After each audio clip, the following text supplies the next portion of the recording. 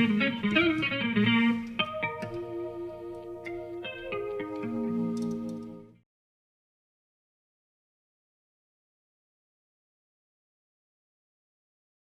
skies over Gaza are filled with projectiles of death. Attack helicopters, drones, artillery shells, tank shells, mortars, bombs, missiles.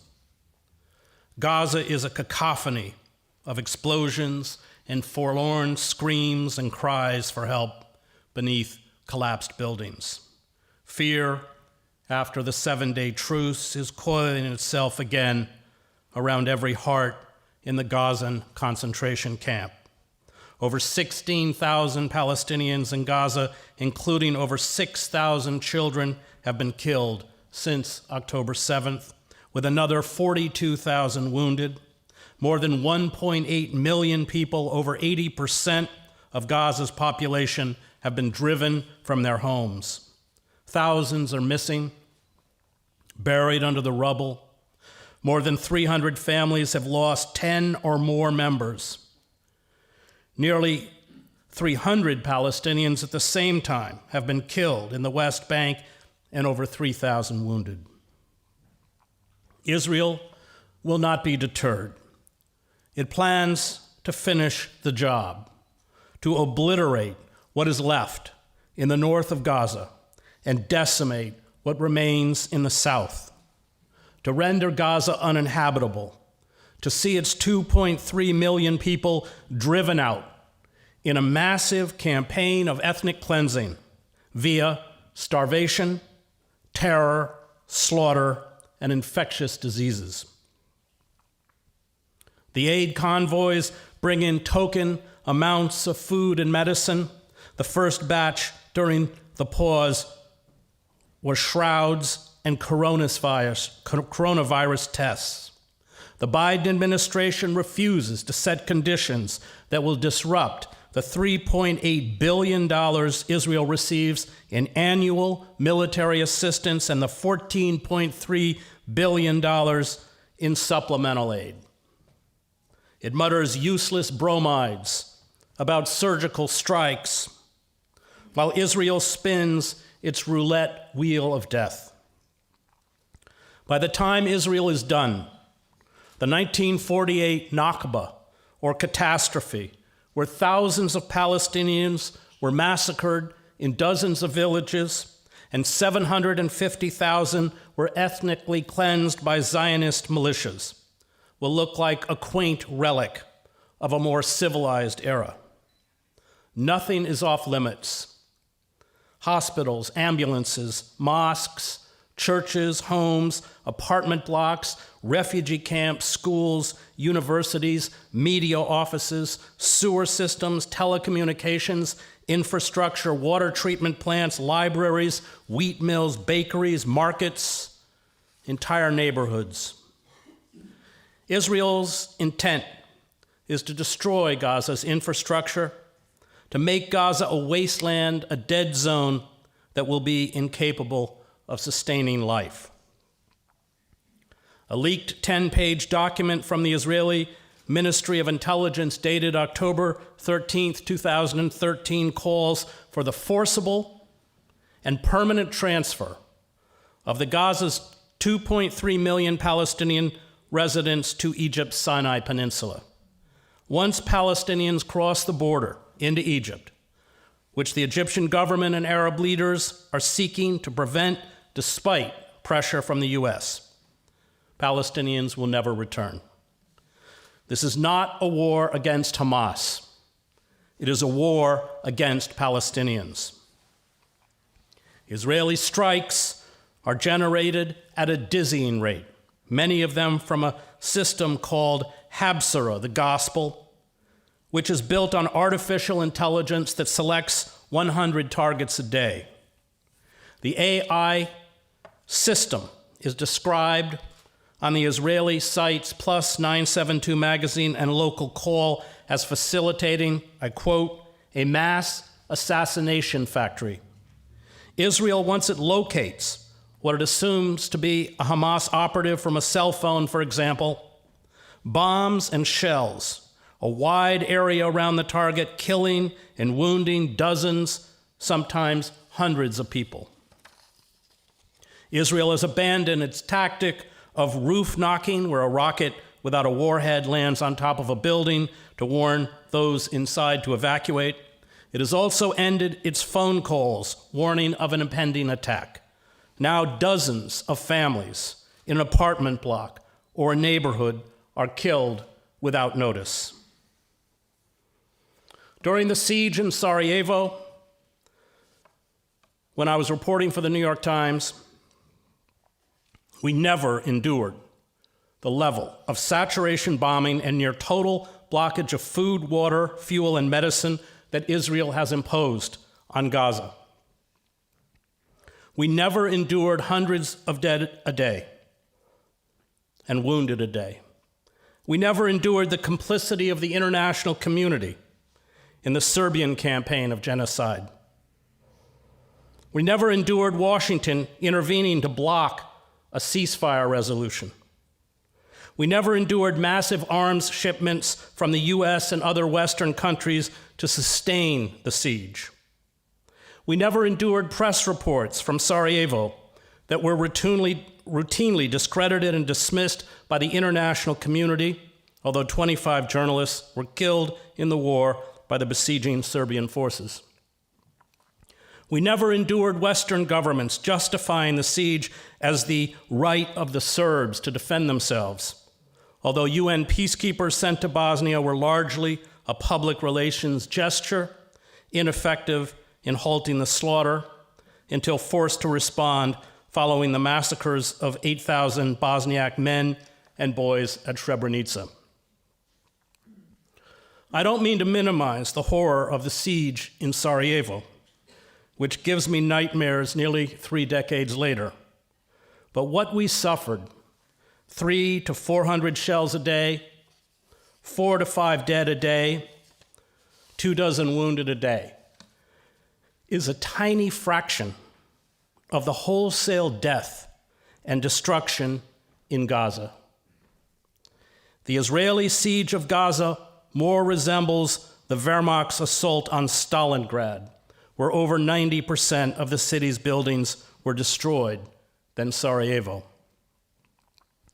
Israel's goal is to erase not only a people, but the idea of Palestine.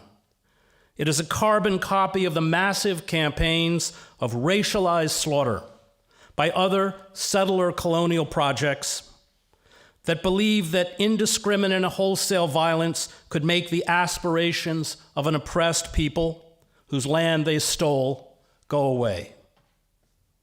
And like other perpetrators of genocide, Israel intends to keep it hidden, locking out foreign reporters and photographers, cutting phone and internet service.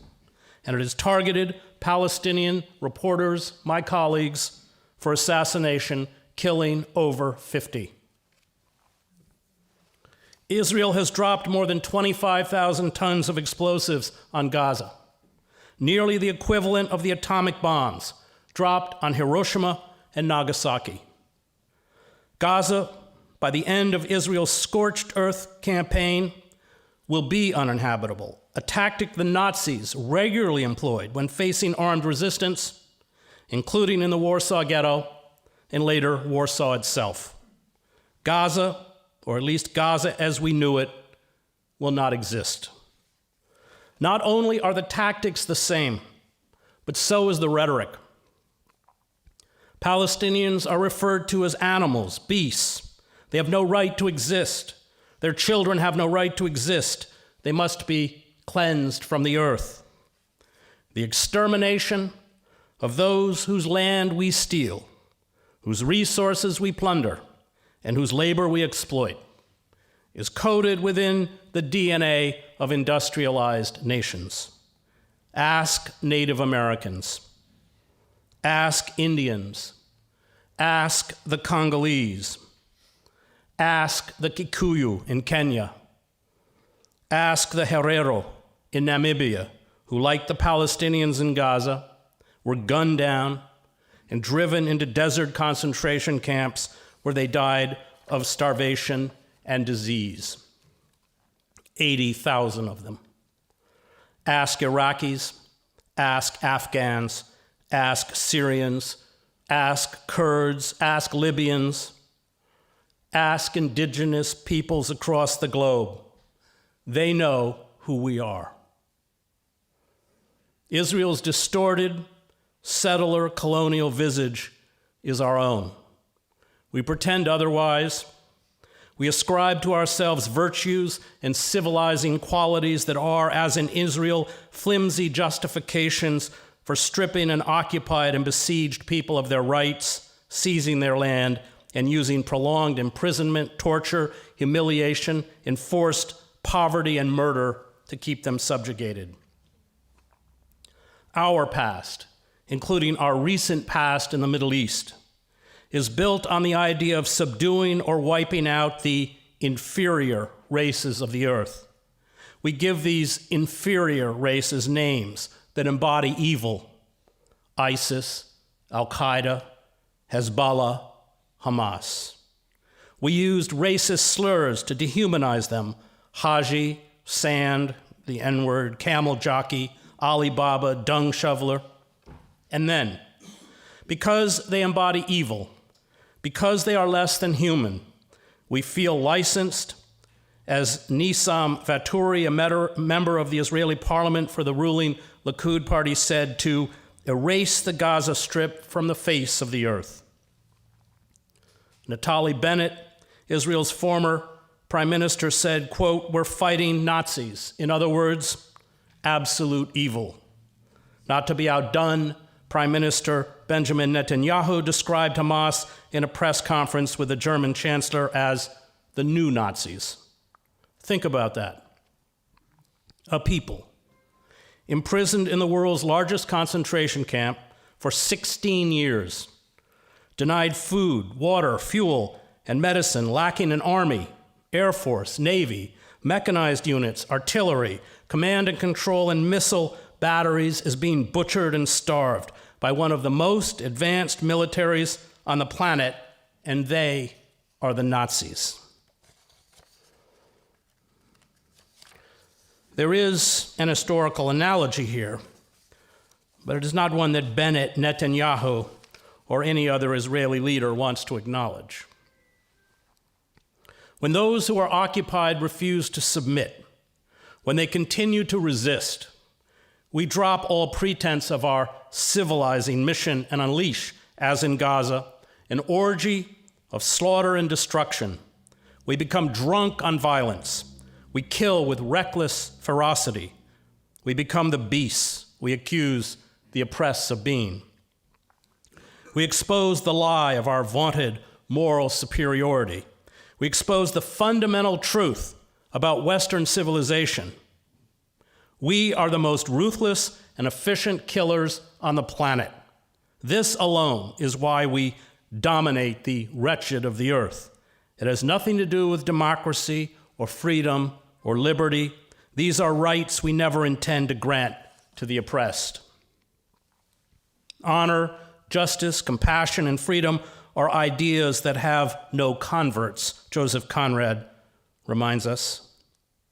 There are only people without knowing, understanding, or feelings who intoxicate themselves with words, repeat words, shout them out, imagining they believe them, without believing in anything else but profit, personal advantage, and their own satisfaction.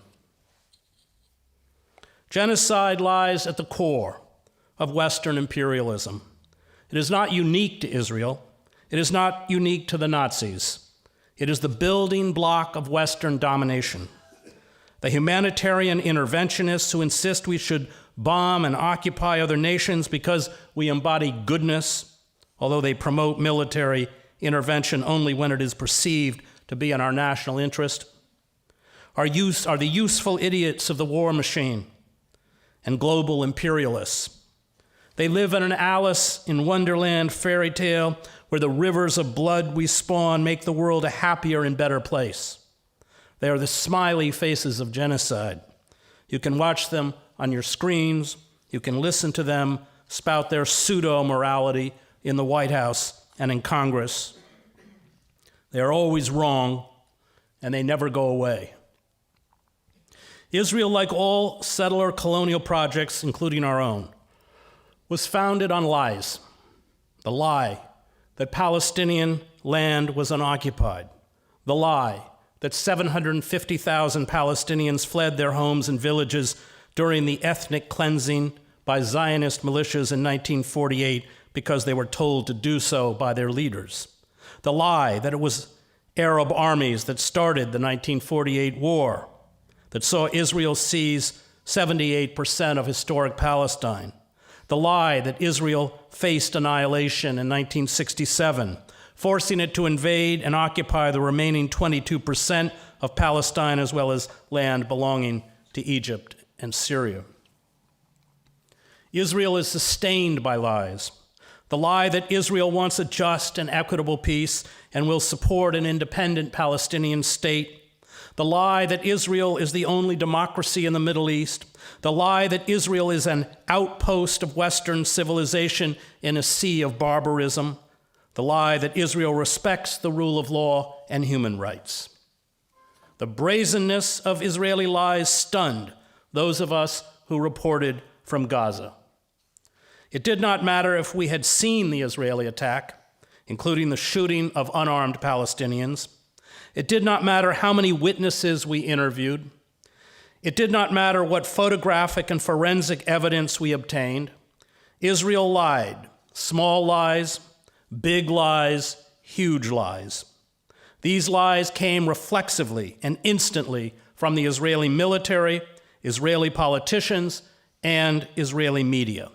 They were amplified by Israel's well-oiled propaganda machine and repeated with a cloying sincerity on international news outlets.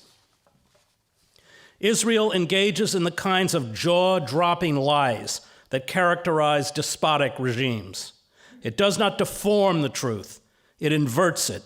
It paints a picture that is diametrically opposed to reality. Those of us who have covered the occupied territories have run into Israel's Alice in Wonderland narratives, which we dutifully insert into our stories, required under the rules of American journalism, although we know they are untrue. Israel has invented an Orwellian lexicon. Children killed by Israelis become children caught in the crossfire. The bombing of residential districts with dozens of dead and wounded becomes a surgical strike on a bomb-making factory. The destruction of Palestinian homes becomes the demolition of the homes of terrorists. The big lie feeds the two reactions Israel seeks to elicit: racism among its supporters and terror among its victims. The big lie fosters the myth of a clash of civilizations, a war between democracy, decency, and honor on one side, and Islamic terrorism, barbarism, and medievalism on the other. The big lie abolishes nuances, ambiguities, and contradictions that can plague conscience.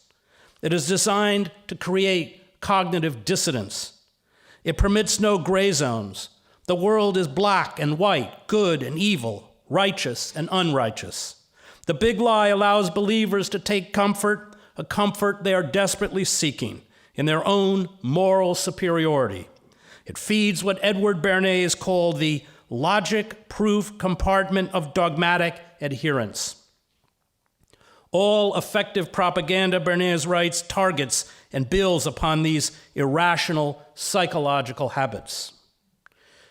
Israel's supporters do not want to know the truth. The truth would force them to examine their racism, self-delusion, and complicity in oppression, murder, and genocide. Most important, the big lie sends an ominous message to the Palestinians. The big lie states that Israel will wage a campaign of mass terror and genocide and never take responsibility for its crimes. The big lie obliterates the truth. It obliterates the dignity of human thought and human action. It obliterates facts. It obliterates history.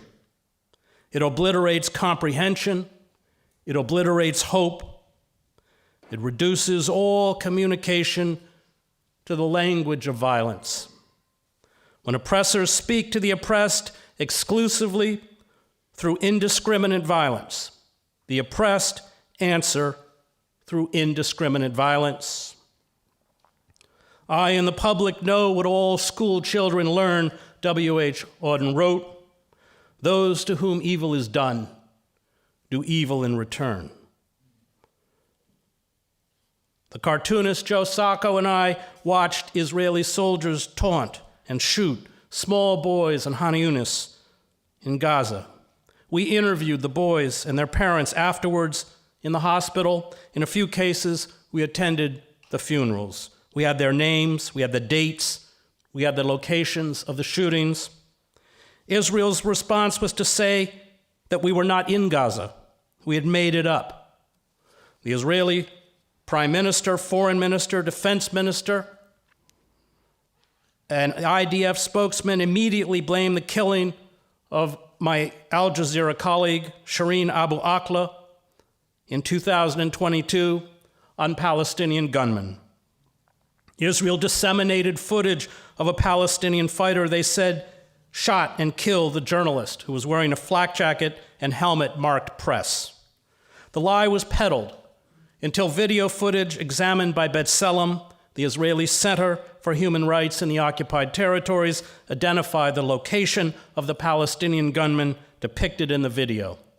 The video the Human Rights Organization found was taken in a different location from where Shireen was killed. When Israel is caught lying, as it was with the murder of Shireen, it promises an investigation. But these investigations are a sham. Impartial investigations into the thousands of killings by soldiers and Jewish settlers of Palestinians are rarely carried out.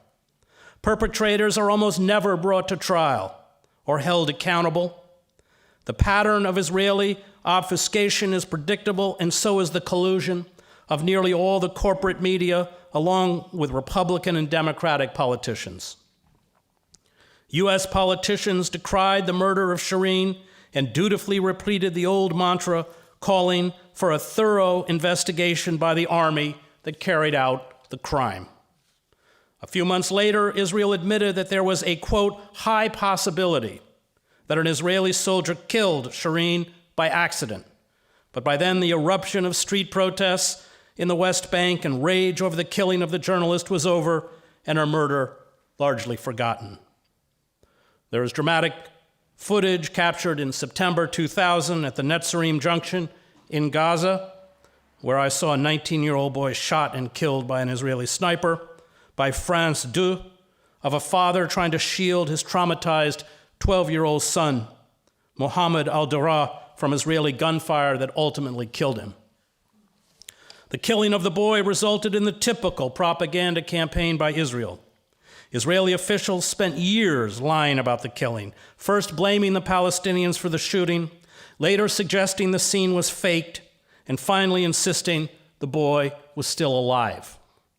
When an Israeli soldier in 2003 murdered the 23-year-old student and American activist Rachel Corrie by crushing her to death with a bulldozer as she tried to prevent the illegal demolition of a Palestinian doctor's home, the Israeli army said it was an accident for which Corrie was responsible. Israel blocks the work of independent human rights organizations into atrocities and war crimes it commits in Gaza and the West Bank. It refuses to cooperate with the International Criminal Court. It does not cooperate with the UN Human Rights Council. It prohibits the UN Special Rapporteur on the situation of human rights in Palestinian territories occupied from 1967 from entering the country. Israel revoked the work permit for Omar Shakir, the director of Human Rights Watch, in 2018 and expelled him. In May 2018, Israeli Ministry of Strategic Affairs and Public Diplomacy published a report calling on the European Union and European states to halt their direct and indirect financial support and funding to Palestinian and international human rights organizations that, quote, have ties to terror and promote boycotts against Israel. And Israel refused a few days ago to renew a visa for Lynn Hastings, the top UN humanitarian aid official for Gaza and the West Bank. The longer the genocide continues, the more absurd the lies become. There are big lies, the obliteration of Gaza and wanton killing of thousands of Palestinians. Israel insists is a targeted effort to get rid of Hamas. And there are small lies, 40 beheaded babies. Al-Shifa Hospital is a Hamas command center. A calendar in Arabic on the wall, according to the IDF spokesman, is a guard list where every terrorist writes his name and every terrorist has his own shift guarding the people that were here. An Israeli actor dressed up as a nurse and speaking heavily accented Arabic claims to be a Palestinian and to have seen Hamas use civilians as human shields. She says of Hamas that they attacked Al-Shifa Hospital and stole the fuel and medicine. Palestinian militants, rather than Israeli tanks, Israel claims, are responsible for the shelling of Al-Shifa. An Israel struck a car full of terrorists in southern Lebanon, terrorists who turned out to be 3 girls, their mother and grandmother. The explosion at Al-Ahli Hospital was the result of an errant rocket fired by the Palestinians, a claim even the New York Times questioned when it discredited the video based on an analysis of its timestamp. Israel said it responded to the request of the director of Shifa Hospital to allow Gazan citizens who were sheltering in the hospital and who wished to evacuate from Shifa Hospital towards the humanitarian crossing in Gaza Strip via a secure access. This was a statement that Mohammed Zakut, the director of the hospitals in Gaza, said was categorically false, adding, quote, "We were forced to leave by gunpoint." The lies will be written into Israeli school books. The lies will be repeated by Israeli politicians, historians, and journalists. The lies will be told on Israeli television and in Israeli films and books. Israelis are the eternal victims. Palestinians are absolute evil. There was no genocide. Turkey, a century later, still denies what happened to the Armenians. The lies create cognitive dissonance where fact becomes fiction, fiction becomes truth. The lies make any discussion of genocide and ultimately reconciliation impossible. And Israel, like the perpetrators of past genocides, will pretend it never happened. But the lies used by Israel to absolve itself of responsibility will eat away at Israeli society. They will corrode its moral, religious, civic, intellectual, and political life. The lies will elevate war criminals to heroic status and demonize those with a conscience. Israel's genocide, as with the 1965 mass killings in Indonesia, will be mythologized, an epic battle against the forces of evil, just as we mythologize the genocide of Native Americans and turned our own settlers and murderous cavalry units into heroes. I covered the birth of Jewish fascism in Israel. I reported on the extremist Meir Kahane, who was barred from running for office and whose Koch party was outlawed in 1994 and declared a terrorist organization by Israel and the United States. I attended political rallies by Netanyahu, who received lavish funding from right-wing Americans when he ran against Yitzhak Rabin, who was negotiating a peace settlement with the Palestinians. Netanyahu's supporters chanted, "Death to Rabin." They burned an effigy of Rabin, dressed in a Nazi uniform. Netanyahu marched in front of a mock funeral for Rabin. Rabin was assassinated on November 4th, 1995, by a Jewish fanatic. And Rabin's widow, Leah, blamed Netanyahu and his supporters for her husband's murder.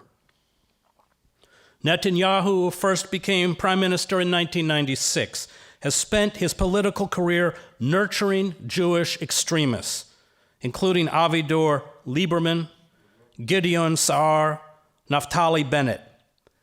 Netanyahu's father, Ben-Zion, who worked as an assistant to the Zionist pioneer Vladimir Jabotinsky, who Benito Mussolini referred to as a good fascist, was a leader in the Herut Party that called on the Jewish state to seize all the land of historic Palestine.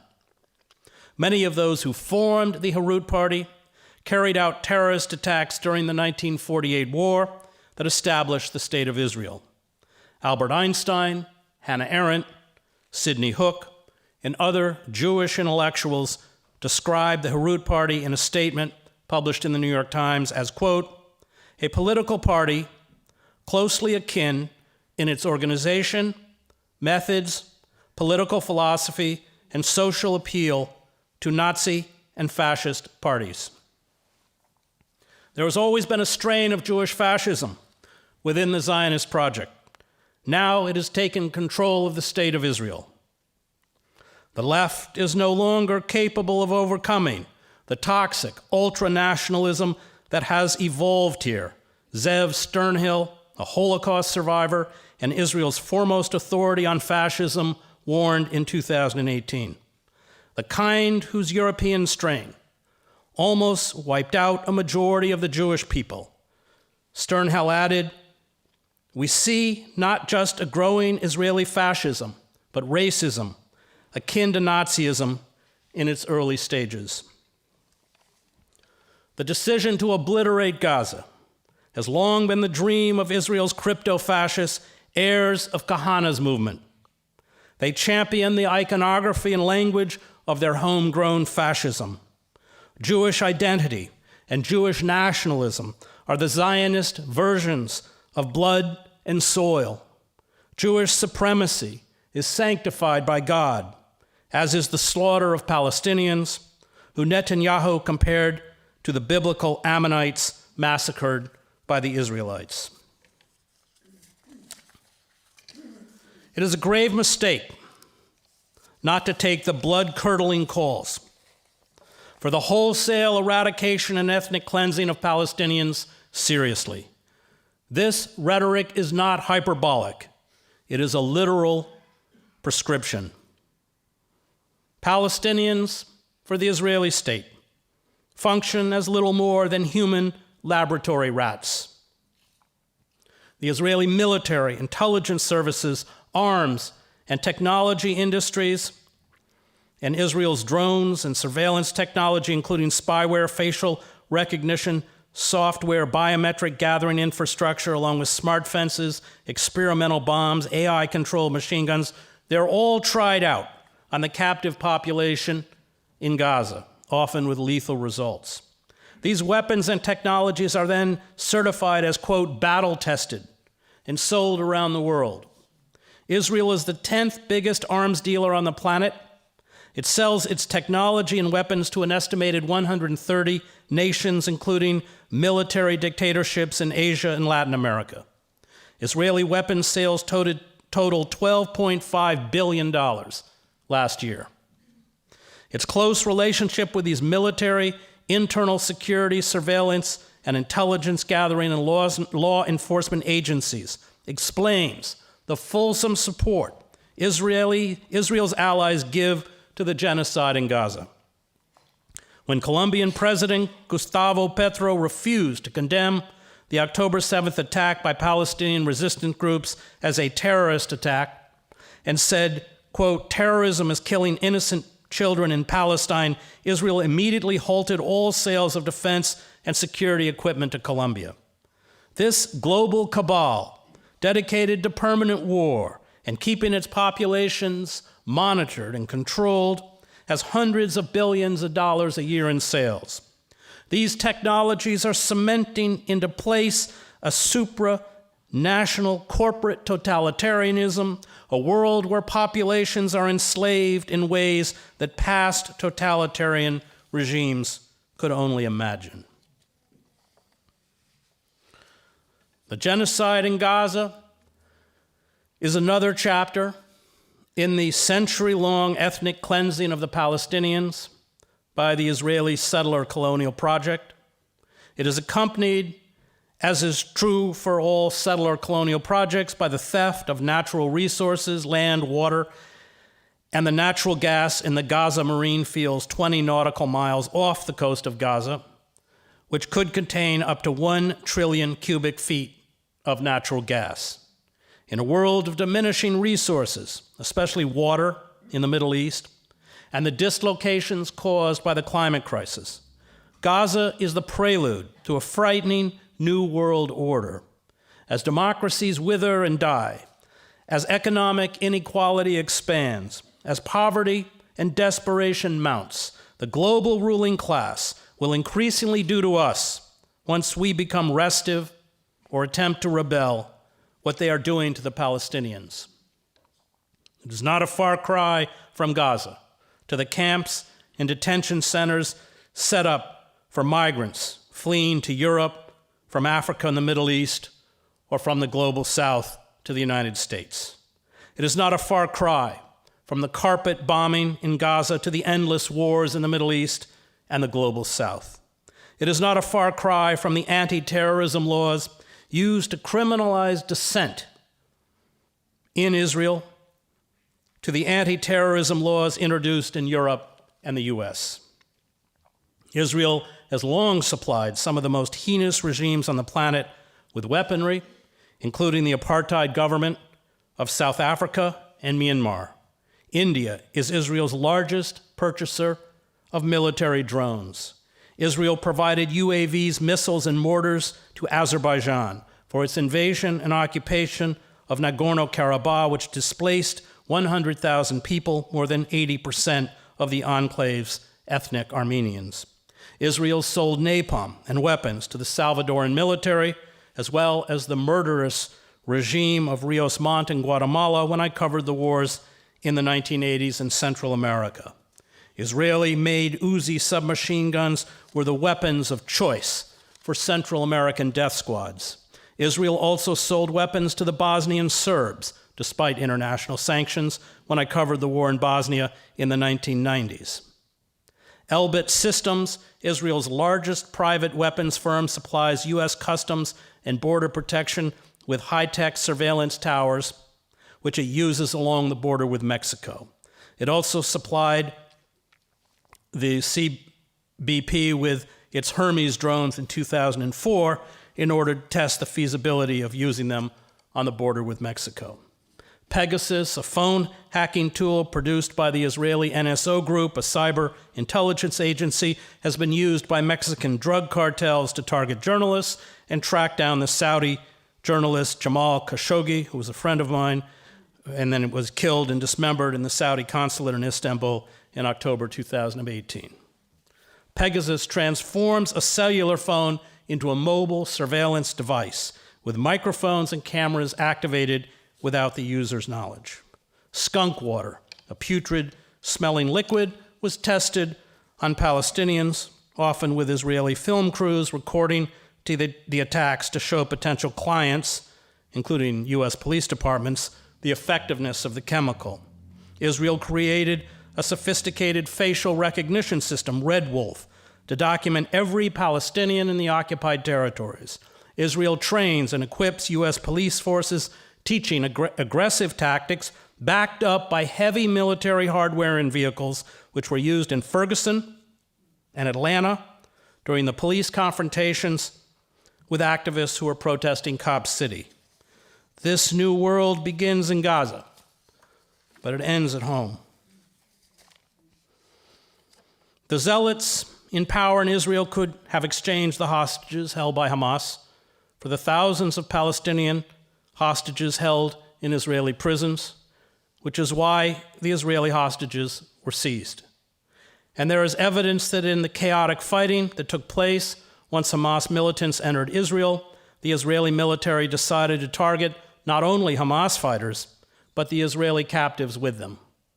Several new testimonies by Israeli witnesses to the October 7th Hamas attack on southern Israel adds to the growing evidence that the Israeli military killed its own citizens as they fought to neutralize Palestinian gunmen, Max Blumenthal writes in The Gray Zone.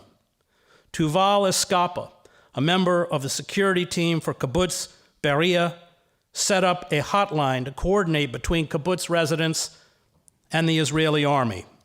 He told the Israeli newspaper Haaretz that as desperation began to set in, quote, the commanders in the field made difficult decisions, including shelling houses on their occupants in order to eliminate the terrorists along with the hostages.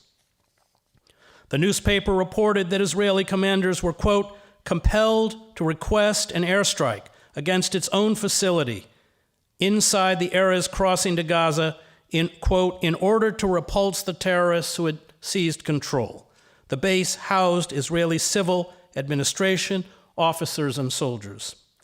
Israel in 1986 introduced a military policy called the Hannibal Directive, apparently named for the Carthaginian general who poisoned himself rather than be captured by the Romans, following the capture of 2 Israeli soldiers by Hezbollah. The directive is designed to prevent Israeli troops from falling into enemy hands through the maximum use of force, even at the cost of killing the captured soldiers and civilians. The directive was executed during the 2014 Israeli assault on Gaza, known as Operation Protective Edge. Hamas fighters on August 1st, 2014, captured an Israeli officer, Lieutenant Hadar Golden. In response, Israel dropped more than 2,000 bombs, missiles, and shells on the area where he was being held. Golden was killed, along with over 100 Palestinian civilians. The directive was supposedly rescinded in 2016, but I'm nearly certain it is being applied to the 138 remaining Israeli hostages in Gaza. I returned a few days ago from Egypt. On the flight, I wrote a letter to the children of Gaza, and I would like to close my talk with this letter. Dear child, it is past midnight. I am flying at hundreds of miles an hour in the darkness, thousands of feet over the Atlantic Ocean. I'm traveling to Egypt. I will go to the border of Gaza at Rafah. I go because of you. You have never been in a plane. You have never left Gaza.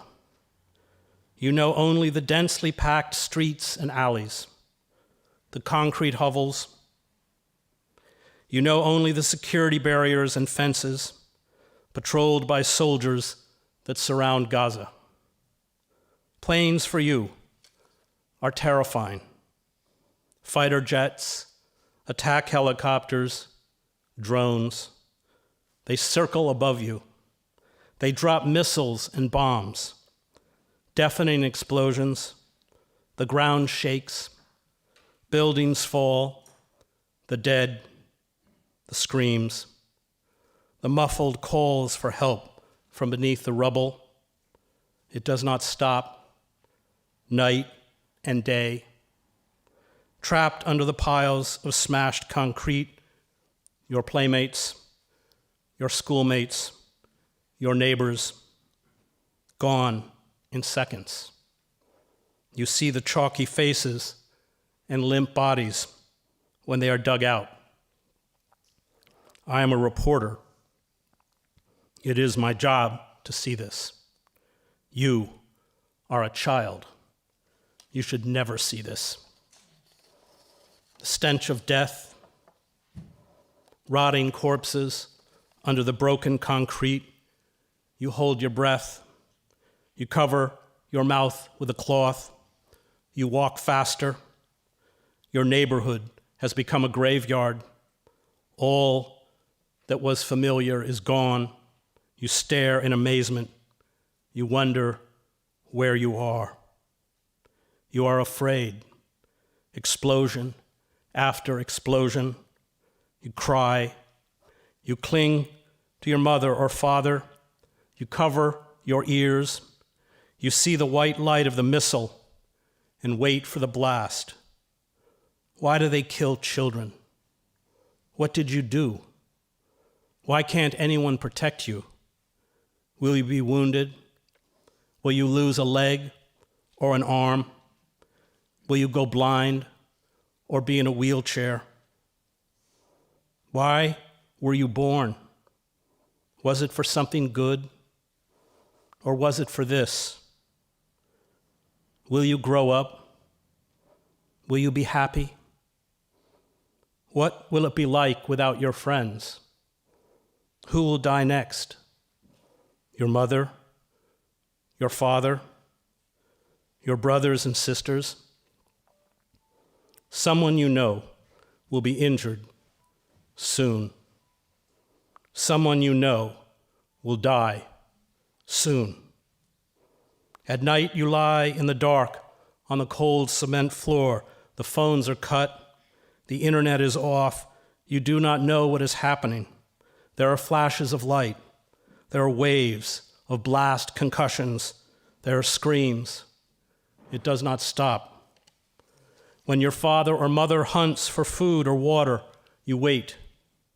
That terrible feeling in your stomach. Will they come back? Will you see them again? Will your tiny home be next? Will the bombs find you?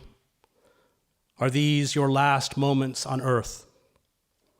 You drink salty, dirty water. It makes you very sick.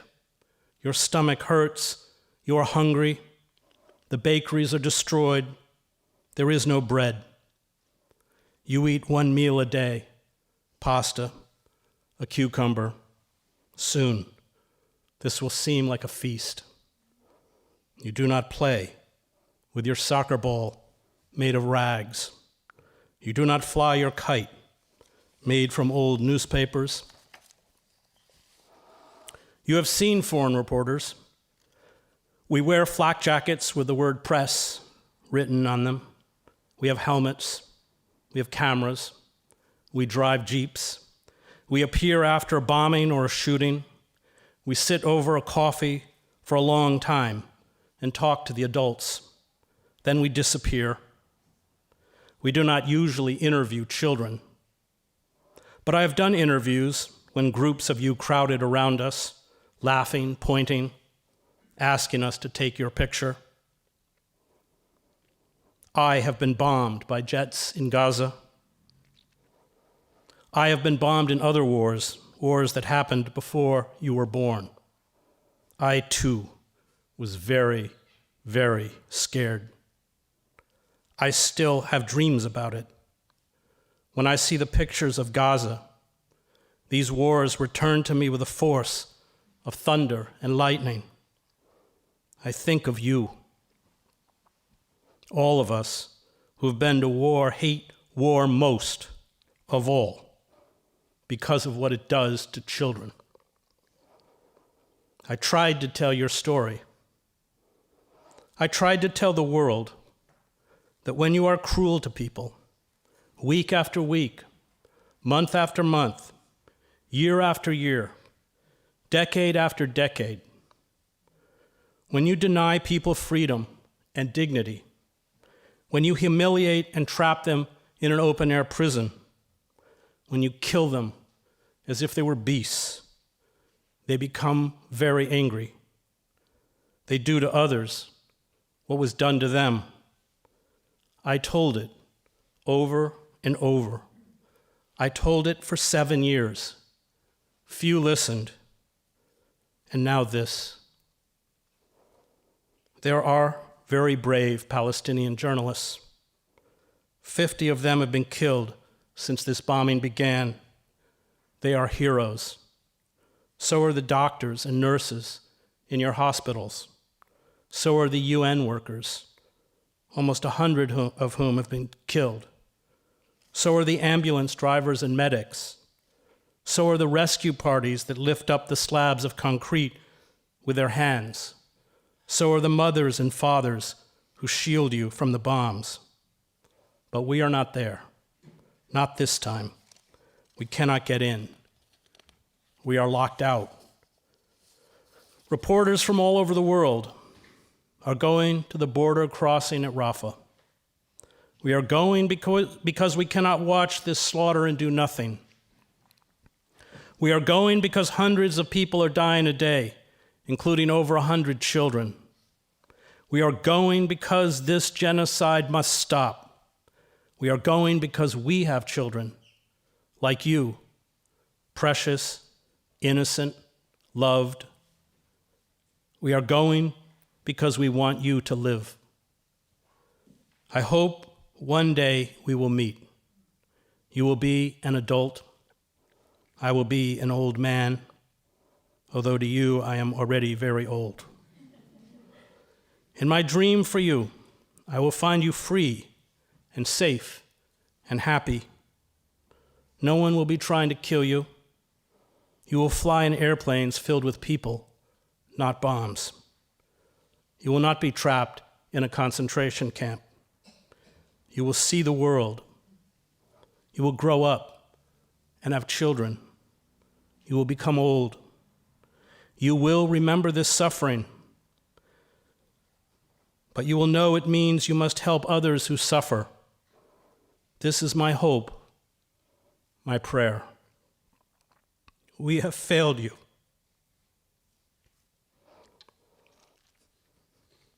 This is the awful guilt we carry.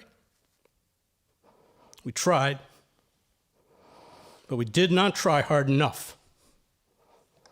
We will go to Rafah, many of us, reporters. We will stand outside the border with Gaza and protest. We will write and film. This is what we do. It is not much, but it is something. You will tell your story again. Maybe it will be enough to earn the right to ask for your forgiveness. Thank you.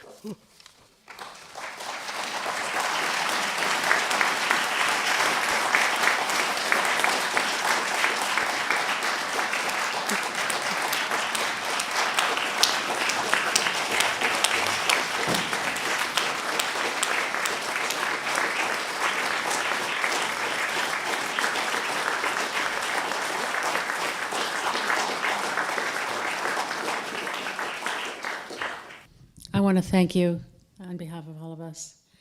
It was deeply moving and profoundly revealing. And to look at not only what Israel is doing in Palestine, but to expose the global network that's at work and understand the consequences for our own lives. So here's a question. I'll summarize it. The bottom line is, did Netanyahu et al. Allow this to happen, October 7th? There were news reports stated that Egypt had warned Israel that something was going to happen. This, combined with recent New York Times articles about Israeli intelligence having observed and reported on Hamas training exercises, begs the question, did Netanyahu and the government allow this to happen? I don't think Netanyahu allowed it to happen because it's political death for Netanyahu. Once the war is over, I don't see him continuing in power. I think it was like 9/11, an intelligence failure. We also had pretty serious warnings. After 9/11, I covered Al-Qaeda for the New York Times, based in Paris, in the Middle East and Europe. But I think it was a glaring intelligence failure. Remember, the Israeli political situation has not been stable.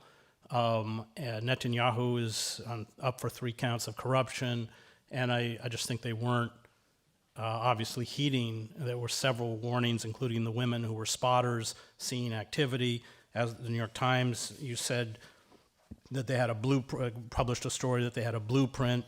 You're right that the Egyptian intelligence, which is no friend of Hamas, warned Israel, but I think it was a failure of the Netanyahu government is pretty incompetent. Thank you.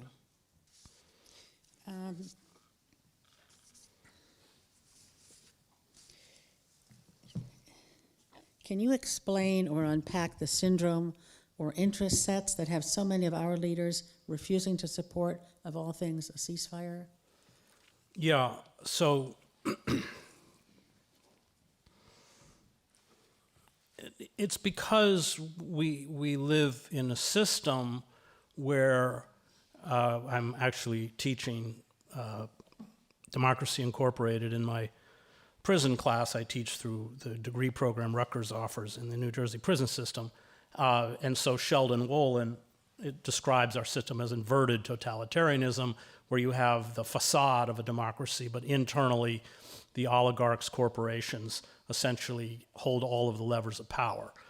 So you have this bizarre moment where I think it's 80% or something of Democrats want a ceasefire, something like that.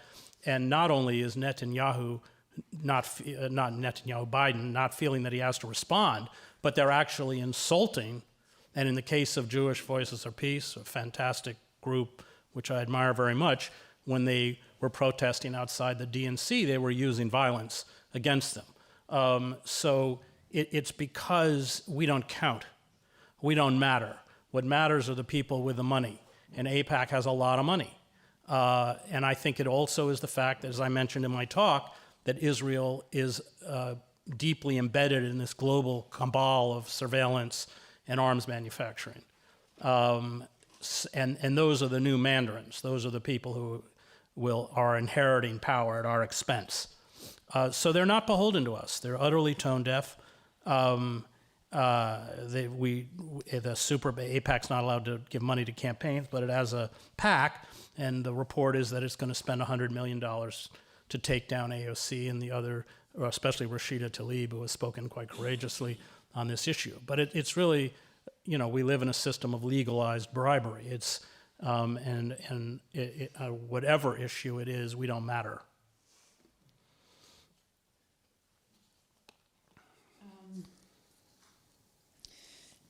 I'm grouping some of these questions.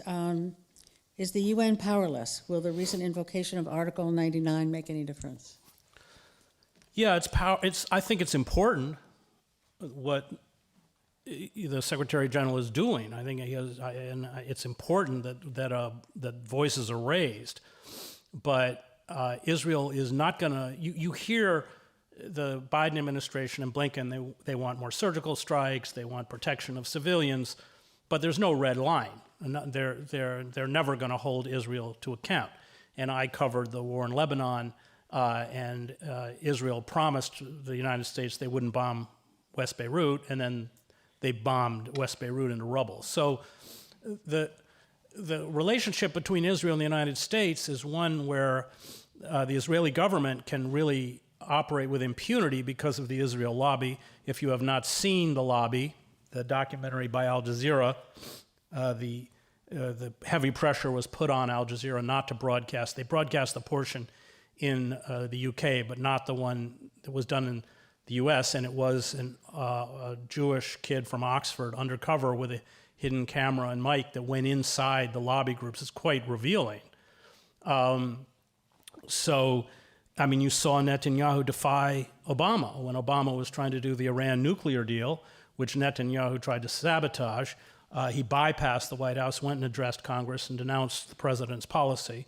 Biden, when he was vice president, was in Jerusalem, and the U.S. had called for limiting settlement development in the West Bank. And the day Biden was in Jerusalem, just to humiliate him, they announced an expansion of settlement building. So Israel is, because of the power of the Israel lobby, is able, but essentially both political parties are completely captive. I mean, I think there is a difference between Biden and Trump in the sense that in terms of if you're Palestinian, there's no difference, but the difference is rhetorical, where Trump would have full-throated, bloodthirsty calls to kill. Biden is essentially talking about protecting civilians, but doing the same thing. It's a difference of rhetoric, not policy. So I have several questions about the rest of the Arab world. Do you think other Arab governments, UAE, Saudi, Egypt, are encouraging Israel to finish Hamas off? That's in quotes. I've seen that reported. So I just came from Egypt. No, the Sisi government, which hates Hamas, and because Hamas is born out of the Muslim Brotherhood, and Sisi overthrew a Muslim Brotherhood government. But Egypt's big fear is that eventually the humanitarian crisis will become so extreme that Palestinians are pushed over the border of Rafah into the Egyptian Sinai. Now, that creates tremendous problems for Egypt, not only in terms of the logistics of having to care for a refugee population of that size, but also because inevitably there would be cross-border incursions. I mean, you have now created a whole new generation of brutalized, traumatized young Palestinians who are going to react the way any of us would if we were brutalized and traumatized like that. So they don't want cross-border raids by Israel, jet strike. They understand. They're fighting very hard to stop that from happening. Israel is pushing very hard to make it happen. There have been reports that Israel may, they've cut off, there's no water. The situation is becoming truly catastrophic. Cholera will start whipping through these people are living out in the open with no sanitation. So there's reports that Israel may just put an armada of boats and put them on boats. There's a bill before Congress by Israel supporters saying that foreign aid in the Arab world will depend on the relocation of Palestinian refugees who've been ethnically cleansed. They actually have numbers, 1 million in Egypt, 700,000 in Iraq, whatever it is. So we know what Israel's intent is. That's not in dispute. What they can achieve, because remember Blinken on his first trip to the Middle East was essentially trying to lobbying Arab governments to take Palestinians, and they all shut the door in his face. But Egypt's economy is a disaster. I think they're $161 billion in debt. They can hold all sorts of incentives, but that's the goal. Where it goes, I think at this stage we can say that clearly what they're creating in southern Gaza. Now remember, Gaza is only 20 miles long and 5 miles wide. It's tiny. Is a humanitarian crisis where soon more people will begin to die of infectious diseases than from the bombs, which is quite a bit. That's being orchestrated by Israel in an intentional crisis, which they hope will put leverage or pressure on the rest of the world to push the Palestinians out. What happens, I don't know, but that's what they're trying to do. I have several other questions about other countries in the Middle East, but I think that you've responded to them. So here's a broader question. With Zionism being born out of colonialism, looking at how it obliterated its native populations, is the darkness going to be long with essentially countries like India following a similar hyper-nationalist approach? Yes, I mean, so what you're seeing is an alliance of Netanyahu. I mean, some of these people, like Orban, are rabid anti-Semites. The Christian right, they're all anti-Semites here. I wrote a book about them called American Fascists, the Christian Right and the War in America. I was trying to reach out to them. But they have built an alliance I think, around this common ideology, this common crypto-fascism. That's the commonality. And so Netanyahu has stated that he doesn't see the world, and he's probably right, as moving towards democracy and liberty and freedom, but one that is moving towards a kind of species of totalitarianism, and that he sees Israel for that reason in the mainstream.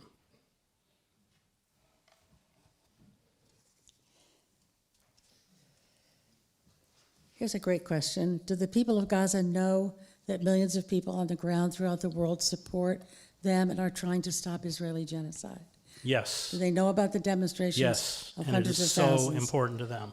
So don't ever think that what you do, and I know there are people here, does not matter. It matters so much because these people feel forgotten and erased. And every time they see you blocking an entrance, holding up a Palestinian flag, fighting for their human rights, it gives them hope. It is so important what you do. And I salute everyone in this room who has stood up for the Palestinians.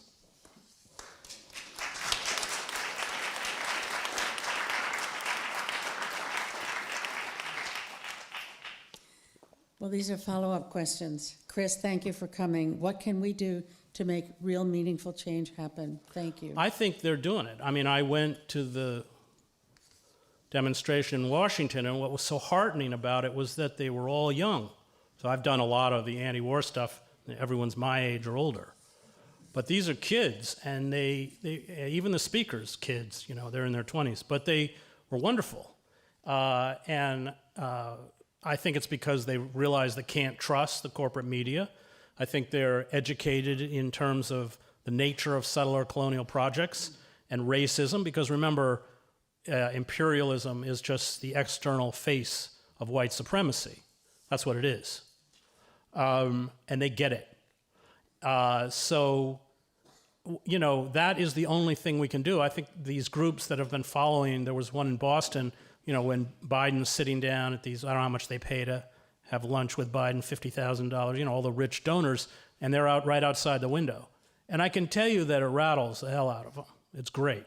So that's what we got to keep doing. I mean, there's a wonderful Kissinger, unfortunately escaped justice, but in his memoirs, which please don't go out and buy, he talks about a moment, I think it was 71 or something, there were tens of thousands of anti-war demonstrators surrounding the White House, and as a protection, they had put empty city buses in a ring around the White House, and Nixon's freaking out, and he's looking out the window, he's going, Henry, they're going to break through the barricades and get us. And that's our job. That's just where we want people in power to be. But it isn't going to be there, they aren't going to feel that heat if we're not in the street. I think many of us have watched these young protesters in the last few months and see this is their Vietnam.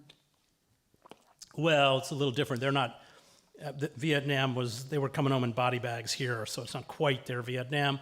But I think it shows their high, sophisticated understanding of global politics. And I mean, I'm very heartened I loved Occupy. I couldn't go to Zuccotti Park enough. I got energy from it. You know, I sit around the People's Library with all the retired New York City librarians. So yeah, I mean, I just went to the demonstration at Princeton University outside Nassau Hall where the students were calling for a boycott, divestment, and sanction. By the way, I'm a very strong supporter of BDS and have been since its inception.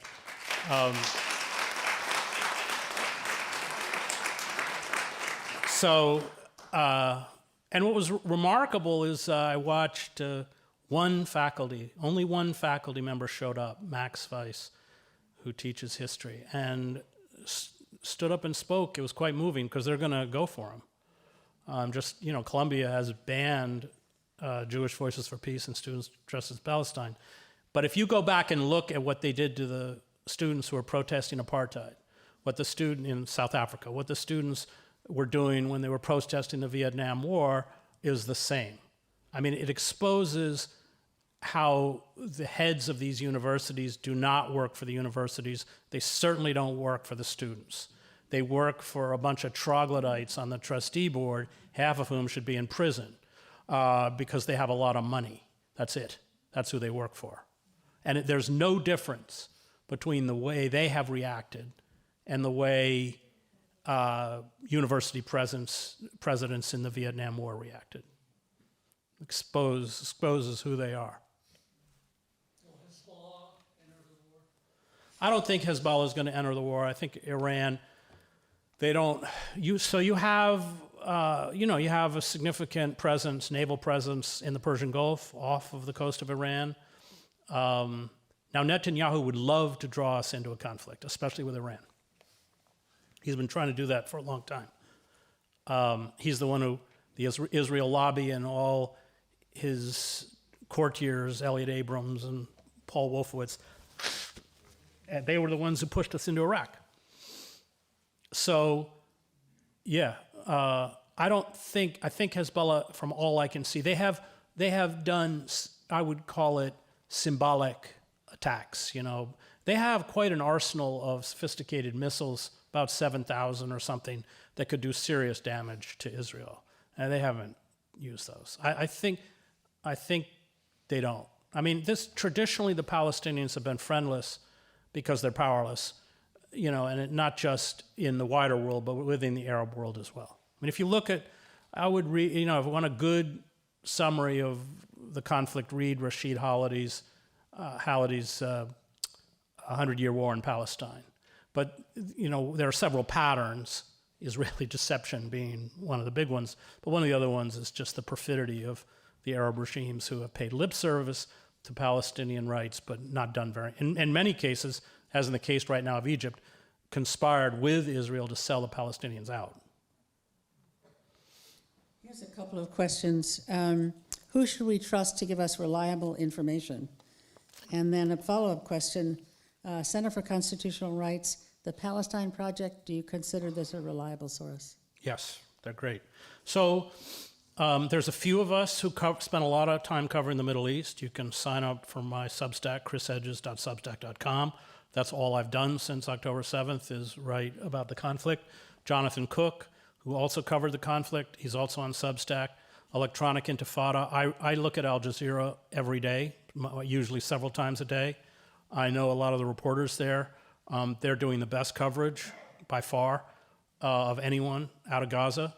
But you have Mundo Weiss, Electronic Intifada, Middle East Eye. There's a few that are good. But the journalists, such as myself, that are writing, I think with any honesty about this, we're not in the mainstream anymore. I couldn't write what I write and still be at the New York Times. I mean, I actually was banned from the Middle East because I got sick of the propaganda, and I went with Joe Sacco, the great cartoonist, and you should all get Footnotes in Gaza. It's one of the great books on the Middle East. He and I went for Harper's Magazine and spent 10 days in Han Yunis, called a Gaza Diary, just day by day writing about what life was like. And so I took my vacation time to do it and printed it, and the Times went berserk and said, you will never write on the Middle East for us again. I'm not sure you'd want to be writing for them on the Middle East right now, given what they're putting out. But here's an interesting question. What do you think a legitimate response by Israel to the Hamas attack would be, or would have been? So, just as Trump is a symptom of our decayed and anemic democracy, the attack on October 7th is a reaction. You can't isolate it. Far more Palestinian children have been killed by Israel. In fact, I don't believe there were any children killed by, remember we had the 50 babies and that vanished and all that kind of stuff. So, if you look at any uprising against a colonial project, any of them, they lash out with a kind of inchoate fury. I mean, what did Nat Turner do? Nat Turner killed every white person he saw. Now, I'm not defending it. To understand it is not to condone it, but you can't isolate it. And so if you read C.L.R. James's great history of Black Jacobins of the Haitian slave revolt, the only successful slave revolt in human history, and Haiti's been paying for it ever since.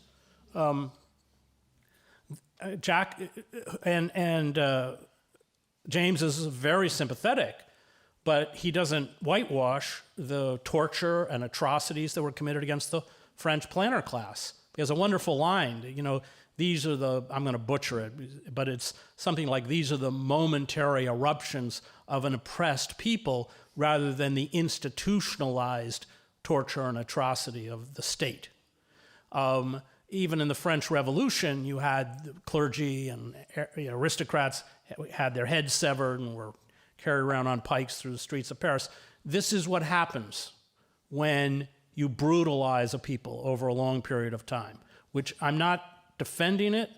There's two things that, one, those who carry out atrocities should be held accountable, whoever they are, and not murdering 6,000 children who had nothing to do with it. Most of the people killed in Gaza, very few, as far as we can tell, very few Hamas fighters have been killed.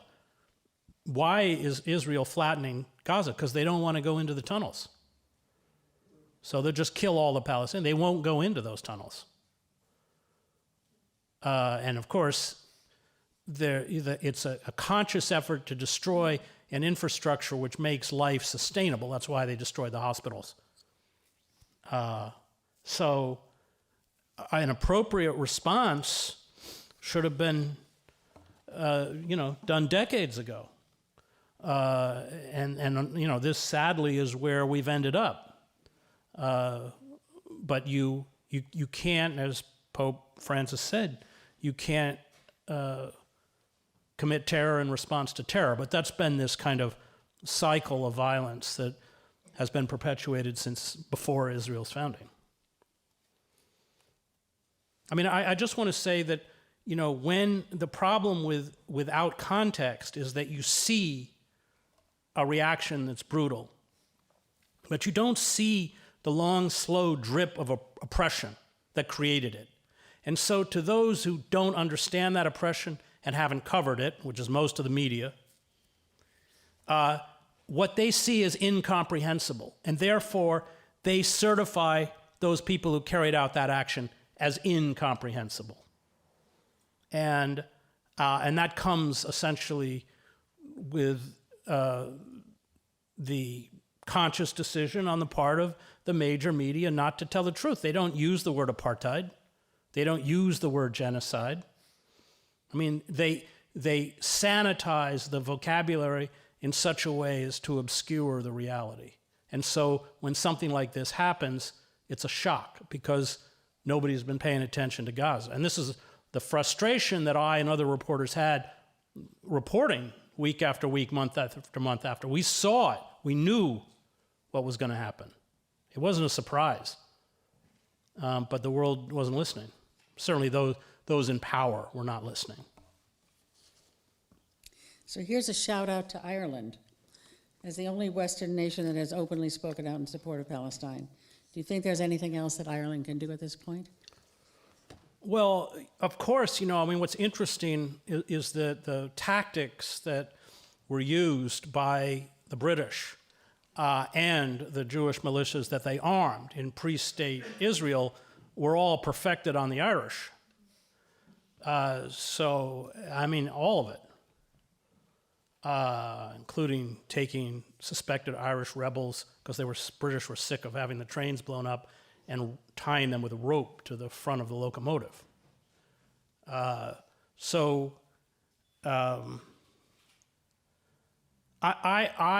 think most people, or there's certainly poll numbers suggest that a large number of people are just disgusted by this. And this is just another example of how disconnected the corporate indentured political class is from the rest of us. But yeah, the Irish have been great, and given their history, it would be kind of sad if they weren't. So here's two questions about going to the International Criminal Court.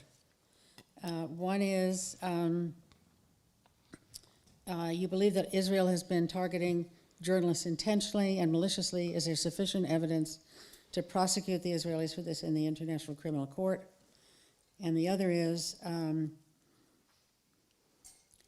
why countries who want to hold Israel accountable are approaching the International Criminal Court rather than making a genocide convention treaty. Well, Israel doesn't recognize, like we don't, they don't recognize the jurisdiction of the court. Because, if we recognize the jurisdiction of the court, we'd fill a lot of those cells. Or a lot of those cells would be full. And that, one of the things, I lived overseas for 20 years. I lived in the United States for 2 decades. And the countries like the United States and Israel in the global south and much of Asia, certainly the Muslim world, are pariah states. We're pariahs. We have very little credibility, especially after the 2 decades of military fiascos that we orchestrated in the Middle East, all of which were indefensible. So, I think when you are outside the United States, you realize how isolated countries like the United States and Israel are, and deserve to be. I travel on my Swiss passport. I do in Gaza, that's for sure. So, a couple specific questions. You mentioned Rashida Tlaib. Anything else to comment on the censure of her, or what can be done to support her? Well, she's the one person who's spoken truth. I mean, she has not held back, and with great courage. So, you know, they target all of these voices. People forget Nader, Ralph Nader. Ralph Nader's of Lebanese descent. Ralph speaks fluent Arabic, and where I was Ralph's speechwriter. And one of the things that frustrated me was that, you know, even with George W. Bush, and people weren't supporting the most important Arab leader in our country, who was always great on Palestine, always. And I think, you know, when I heard Obama give that speech to AIPAC, I said, forget it. I don't care if I'm the only one. I'm not betraying the Palestinian people. And I think we have to begin to say that. I've always been third party, so I'm going to vote for Biden anyway. But Biden has to pay a price for this. It's not excusable.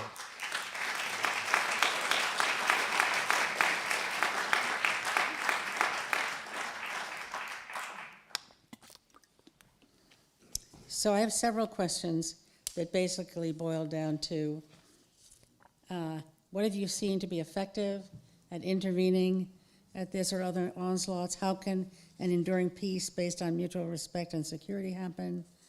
If we have a republic, how do we get our politicians be responsible to us rather than to those who, you know, they've been sold to the highest bidder? That whole Well, group the of short answer is that we have to organize, that the only power we have is in numbers, and the only effective weapon we have against power is the strike. And that's what we have to spend. This is what my friend Shama Sawan is working on now. That is the only weapon we have. And that's what we must build, and that's what they're working very hard to prevent us from building. In terms of Palestine, from the river to the sea, a secular state where everybody has equal rights, period.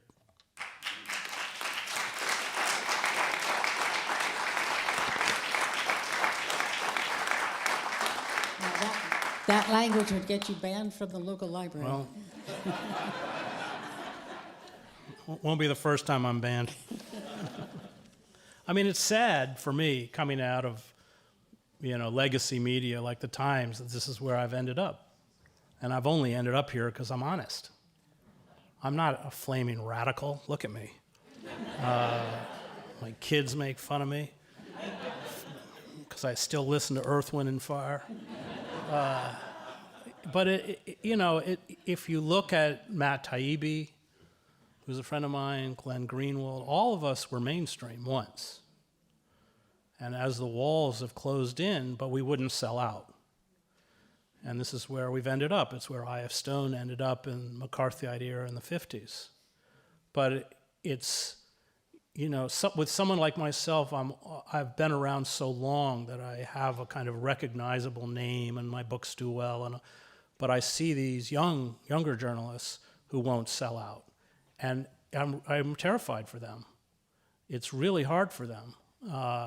And it doesn't make me angry because I've not particularly suffered from it, but it makes me sad that that's what's happened to, you know, our media landscape. And of course, the same people who run the universities, who sit on the corporate boards, run the media. They run the country. And that's why the media has about a credibility rating about equal to Congress. I don't know what it's, maybe less than Congress. And they deserve it. I mean, it's awful. It's awful. I don't actually think of myself as being, I gave a lecture at the University of Alberta and was going on. And when I finished, turns out there was the entire economics department was seated in the back row, and one of the professors stood up and said, before he answers any questions, I just want all the students in here to be clear that he's just a radical Keynesian. And it turns out they were all Marxists, only in Canada, so yeah. But really, the emotion I have is sadness. I mean, and this, and we've sold out this next generation, these younger generations. We've sold them out, and I think that's why I've taken part in demonstrations, been arrested, and going to jail is more time than I care to donate to the U.S. government. But I do it because I got kids. I want them to say, well, at least he tried. And I think all of us, especially those in the room are my age, we got to try. We owe it. We not to try is to be complicit. It's not pleasant. I don't like it, but it's got to be done.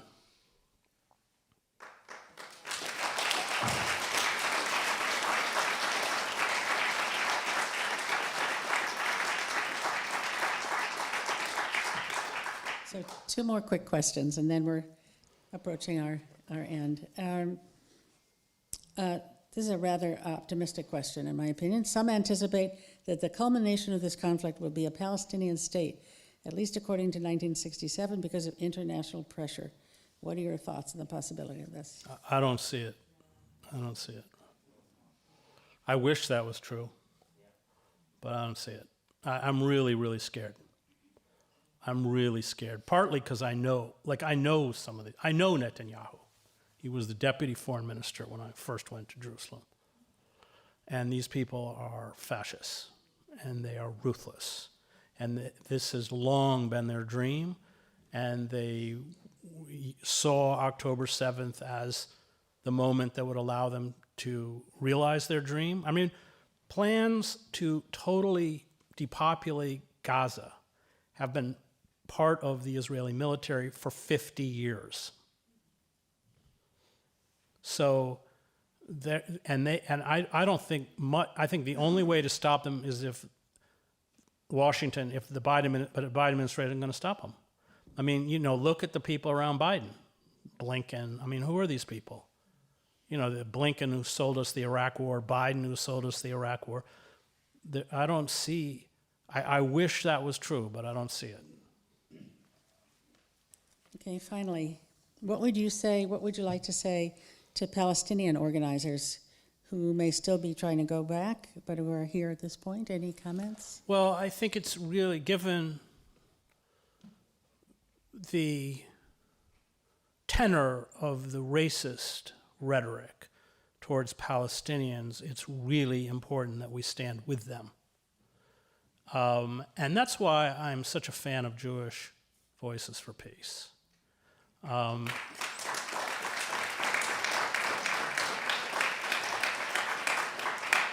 I graduated from Harvard Divinity School, so, Netanyahu does not in any way represent, for me, Judaism. He's not Martin Buber or Abraham Heschel or these great Jewish prophets. And I look at groups like Jewish Voices for Peace as authentic upholders, because Judaism, like Christianity, were religions that were written by oppressed peoples. And their primary concern was with the oppressed. Read Isaiah, read Jeremiah. And so what you're doing, any members here, is so important, not only for the Palestinians, but for holding up the flame of authentic Judaism. When Abraham Heschel, who was not beloved at the Jewish Theological Seminary, still to this day, there's no picture of him there. And the other rabbis, he was marching with King, I think in Selma, and it was on Shabbat. And they said, how can you march on Shabbat? And Heschel said, I pray with my feet.